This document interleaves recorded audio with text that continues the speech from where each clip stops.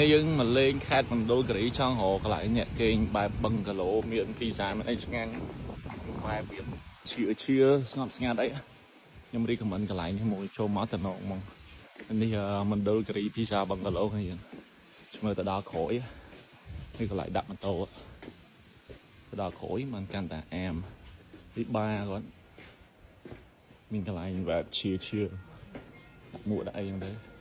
បូវីនេះតែសារ៉ងនេះក៏បាគាត់ឈឿមានอะไรដើមឈើនេះតំណមែនតើហើយទៅមុខ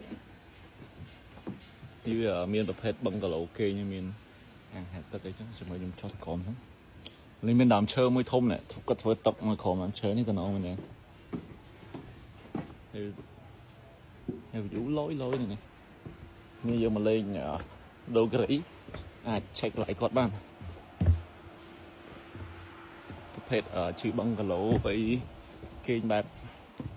ធម្មតាអញ្ចឹងណាបើសិនអ្នកខ្ជិលទៅគេងរីសតអីហើយនៅនេះដោយសារតែវានៅចិត្តក្រុងផង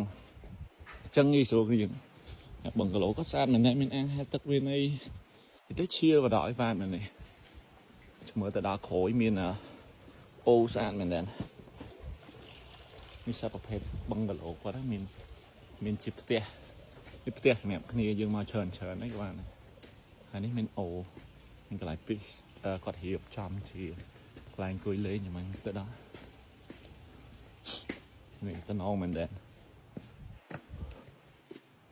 ធំមែនដែរនេះអត់ដឹងដើមមិនគេធំហ្នឹងស្អាតណាស់នេះមានកន្លែងអង្គុយលេងបែបនេះឈៀលលើអូតំណងហើយអត់នៅឆ្ងាយទេនៅជិតក្រុងទេជិះប្រហែល5នាទីដល់បាត់ហើយអត់ដល់5នាទីមកព្រោះនៅក្រុងនៅមុខហ្នឹងនេះគាត់ថាបរិយាកាសនេះស្ងប់ស្ងាត់ល្អសម្រាប់នេះយើងចង់រកបឹងគីឡូស្នាក់នៅហើយចង់រកកន្លែងគេងបែបសាមញ្ញមានបឹងគីឡូមានអីហ្នឹងធូរថ្លៃអីមកមណ្ឌលគិរីអាចមកឆែកកន្លែងគាត់បាននៅនេះមានឈ្មោះថាភីសាបឹងគីឡូគ្នាយើង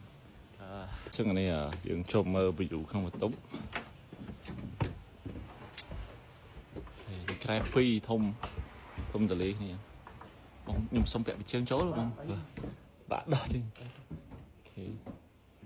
ធំតលេគូសំគ្នាយើងហើយមានមកនេះមាន view អាងទឹកមានអីចឹងទៅហើយនៅក្រោយនោះមាន view ទេសភាព